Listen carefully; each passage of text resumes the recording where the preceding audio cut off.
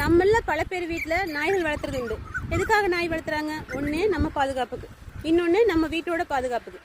இந்த ரெண்டு ரீசனையும் தாண்டி இன்னொரு ரீசன் இருக்குது. அது என்ன ரீசன் தெரியுங்களா? நம்ம வீட்டில் இருக்கிறவங்க தான் நம்ம பேச்சு கேட்குறது இல்லை, அட்லீஸ்ட் இந்த நாய்களாவது கேட்கட்டுமே அப்படின்னு ஒரு நம்பிக்கையில் நாய் வளர்த்துறாங்க. அதே மாதிரி தான் அந்த நாய்களும் ஜிம்மி வா டாமி வா அப்படின்னு கூப்பிட்டா உடனே வாலாடிட்டு வந்துடும். அதுக்கு என்ன பாசம் பாருங்கள். மனுஷங்களுக்கு இல்லாத அறிவை விட நாய்களுக்கு நிறைய அறிவு இருக்குது. அதனால தான் எல்லா வீட்லேயும் நாய் வளர்த்துறாங்க. அதனால் நாய் வளர்த்துறதுக்கு உண்டான 3வது ரீசன் தெரிஞ்சுக்குங்க. மனுஷங்க நம்ம பேச்சு கேட்குறதுக்கு லேட் ஆகும், ஏன்னா செல்ஃபோன் கையில் இருக்குது. ஆனால் நாய் கையில் செல்ஃபோன் இல்லை. அதனால் நம்ம கூப்பிட்டோன்னே வாலாட்டிட்டு உடனே நம்ம பக்கத்தில் உடனே நிற்கும். எதுக்காக? நமக்கு பிஸ்கெட் போடுவாங்க, பால் ஊற்றுவாங்க, சாப்பாடு போடுவாங்க, கறி வைப்பாங்க, பெட்டிகிரி போடுவாங்கன்னு.